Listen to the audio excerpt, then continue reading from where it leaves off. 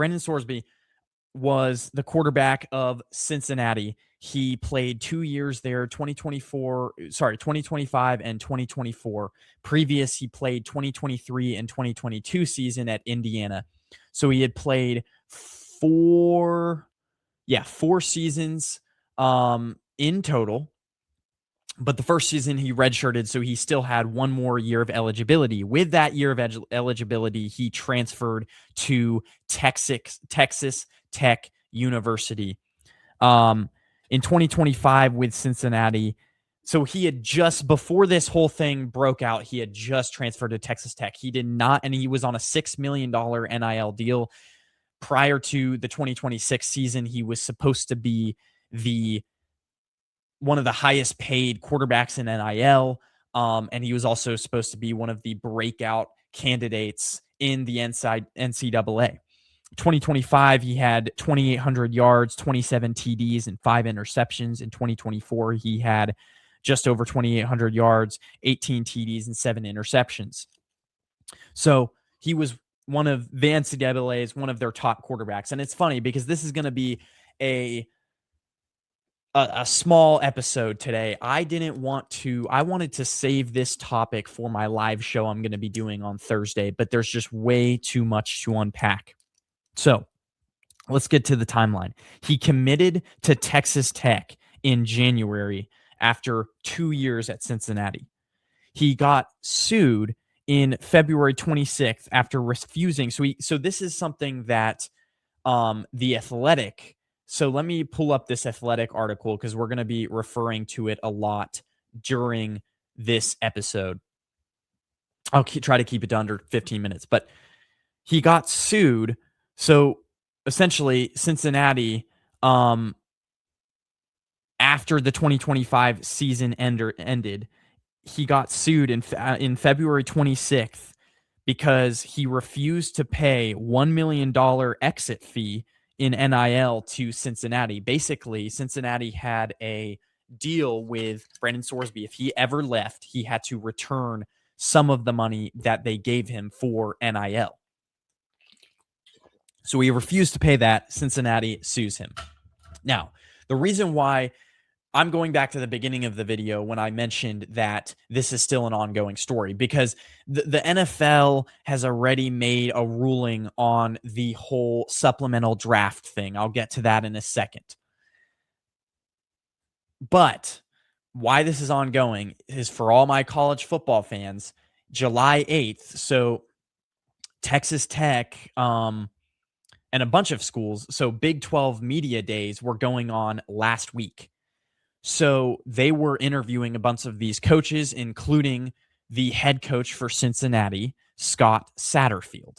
Now,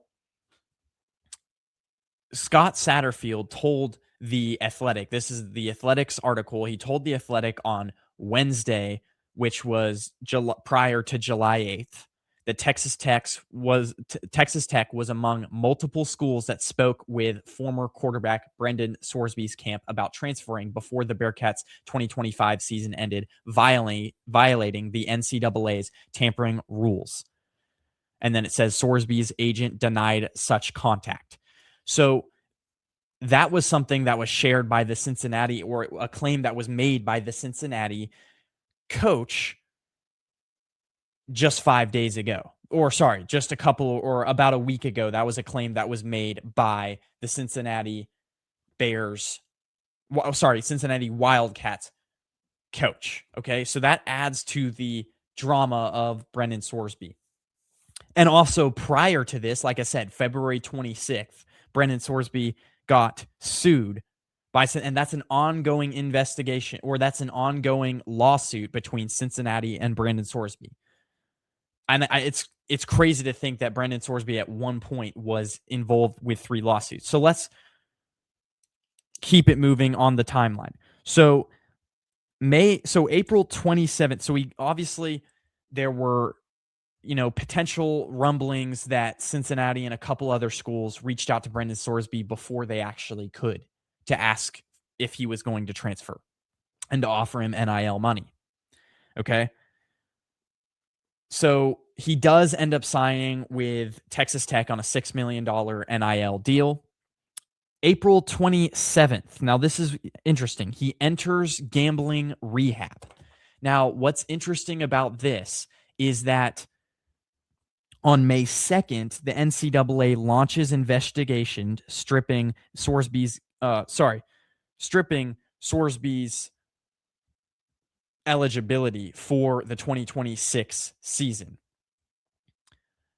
So, but what's interesting about this is Brendon Sorsby actually entered gambling rehab before the NCAA launched an investigation, meaning that Texas Tech knew about his gambling addiction and knew that this was going to happen, that there were going to be investigations coming against Brendon Sorsby. Furthermore, Cincinnati, and this is mentioned in a couple of articles. I can list it in the description if you guys want to go back and read. But furthermore, and this is why this comes back down to schools that should be under investigation. Cincinnati was the quarterback at Cincinnati for 2 years. They knew about his gambling addiction. This goes back to in court, what they found in court was that he made 2,900 bets at Indiana as a freshman and sophomore. He was there at Indiana in his first 2 years. He made 2,900 bets at Indiana in the 22 and 23 season. This was before Kirk Cignetti. This was when Tom Allen was the head coach.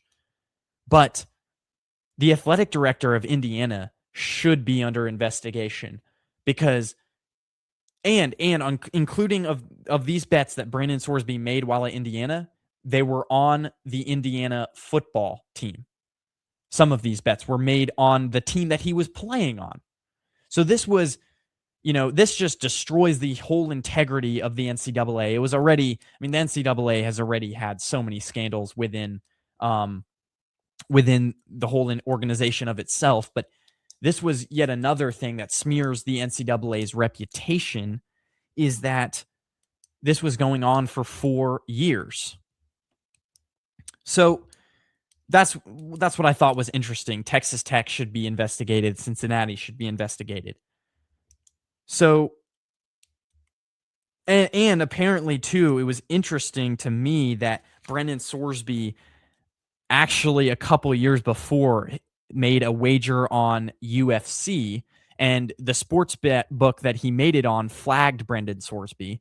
And then also Bet 365 said that Brendon Sorsby made 300 bets there were 300 bets made under Brendon Sorsby's name while he was in college. Now, these were all not on the NCAA, but what I think was the tipping point into the NCAA launching an investigation in early May was that there were bets and there were signs that this guy has a real gambling addiction. And so they decided to go check out if he had been gambling under or on any of the NCAA's game, because that's a violation of the NCAA rules. And like I said, he made 40 bets on Hoosiers games / players. Okay, so let's move along a little bit in the timeline. Now, I'm going to quickly go fast here. So May 18th, basically the Texas Tech, after this point, after the NCAA now at this point had taken away his ineligibility for the 2026 season. So Texas Tech declared Sorsby ineligible, but they immediately initiated his reinstatement. So they had to declare him ineligible in order to initiate his reinstatement for the 2026 season. The NCAA on May 26th denied Sorsby's request for reinstatement.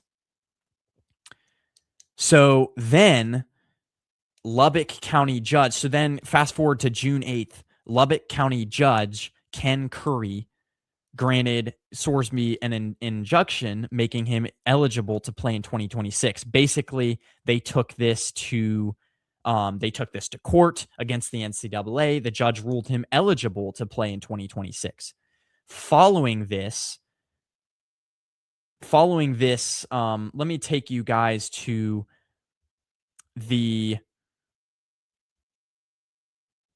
stop screen. Let me take you guys to the site that I'm going to. It's just a full timeline, Yahoo's full timeline of the Brendon Sorsby case. So following this, the Big Ten threatens a schedule ban on Texas Tech after he was granted 2026 eligibility. June 15th, NCAA, Big 12 file lawsuits against Texas. And this basically went to the U.S. District Court in Dallas.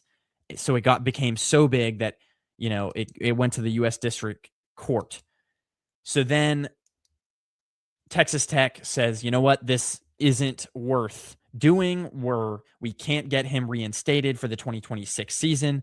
So Sorsby and Texas Tech part ways on June 15th. June 16th, Sorsby announces he'll hold a pro day.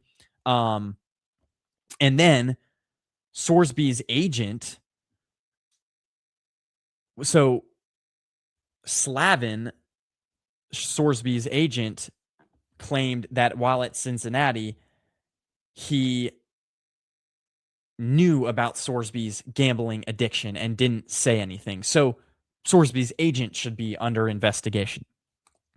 So that's kind of the whole timeline. Well, that's the first timeline. Then, of course, as you guys know, after that, the NFL, Sorsby, they really pushed to hold a NFL supplemental draft. The NFL supplemental draft, not a lot of people know about it, but the NFL supplemental draft is where it's a draft held basically online through email. It's very secretive. It's not like a normal NFL draft that you would have, but it's usually, there's only been 3 held in NFL's history, but it's basically held online. And it's very secretive, very, it has to do with draft picks. So if you want a specific player coming out of college, you have to offer a draft pick, and whoever bids the highest draft pick gets the player. The NFL team that bids the highest draft pick gets the player. It's very complicated. Go look up what the NFL supplemental draft actually is, but it's not a normal NFL draft that you would see. And it's basically for players who weren't eligible for the NFL draft in April and now are eligible for, to be drafted. So it's basically for players who probably have run into some legal issues and now are able to be drafted in the NFL, but they missed the draft in April, the regular NFL draft, and they don't have any more NCAA eligibility, so they need to get drafted. And sometimes the NFL will hold a supplemental draft, but not very often. So basically, the NFL came out with a statement a couple of weeks ago saying that they would not hold a supplemental draft, that Sorsby could enter. And so now because the court ruled him ineligible, basically after the ruling by the Texas judge ruling him eligible, there was such a backlash from the Big 12, from the NCAA, that essentially he's not eligible for, it got taken to U.S. District Court in Dallas, and now he's not eligible for the 2026 NCAA season, nor is he eligible for the NFL supplemental draft. So he's going to have to wait a year to be drafted into the regular next NFL draft in April in 2027 will be when Sorsby will be drafted. But here's the thing with me. And so now we get to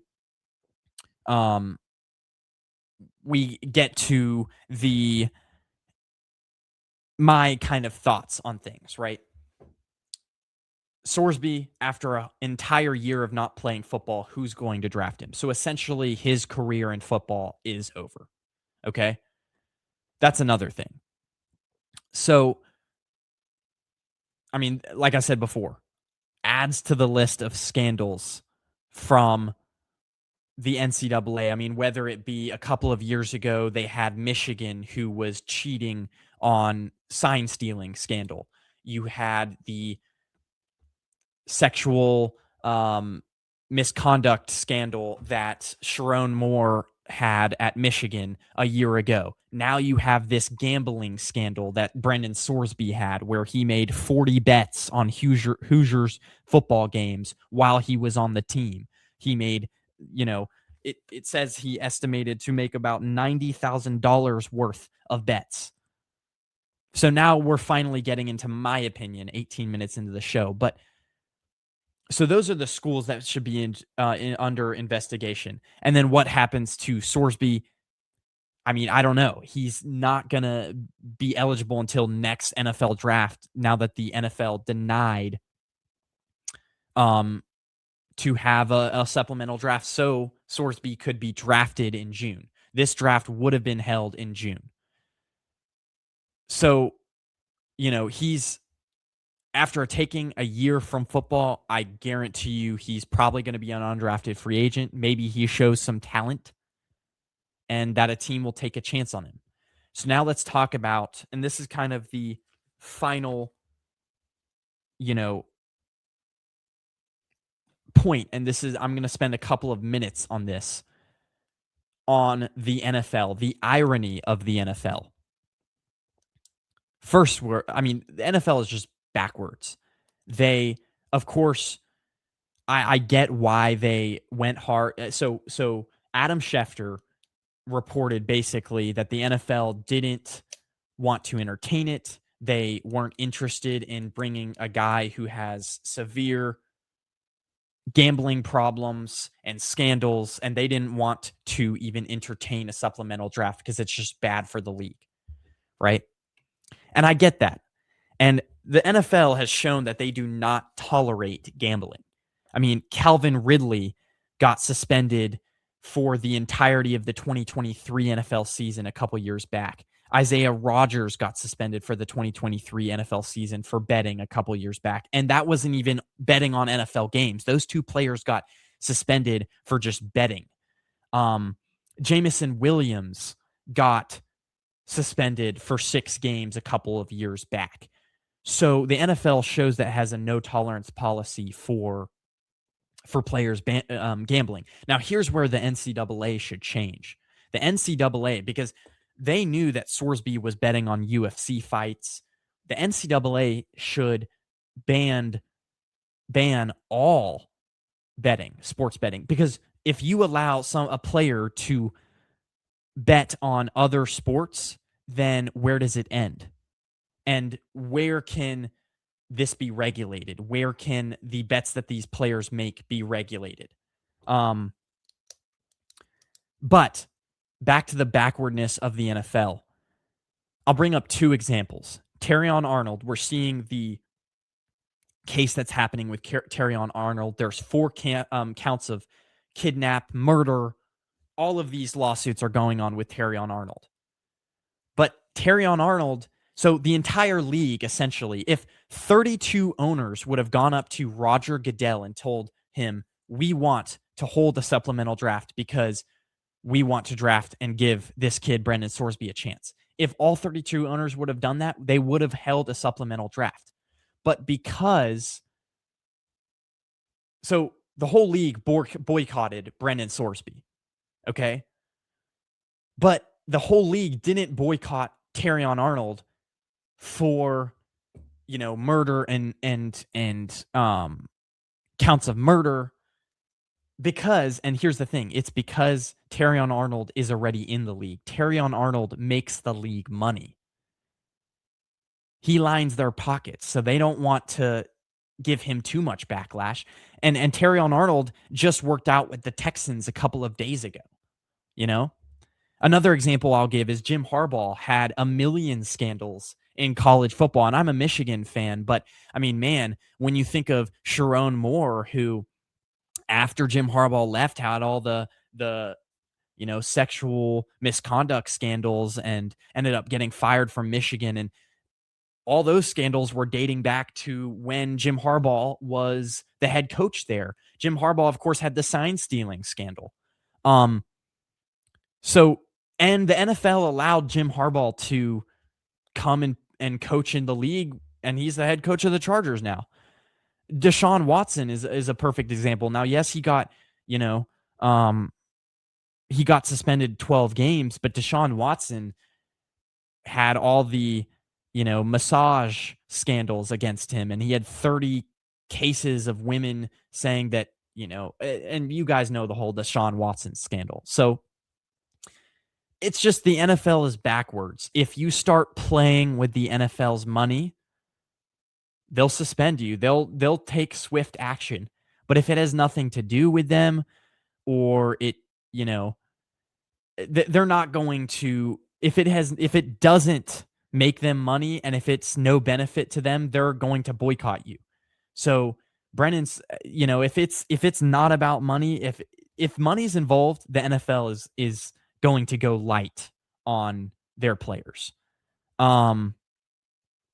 So that's kind of, I think, the backwardness of the NFL, and why I think, yes, gambling can be something that just ruins the reputation of anything. But the fact of the matter is, like, there are so many worse things that, Rashee Rice had the whole car crash thing and is still somehow not suspended from the NFL indefinitely after he's violated that court ruling a million times by smoking weed and all that.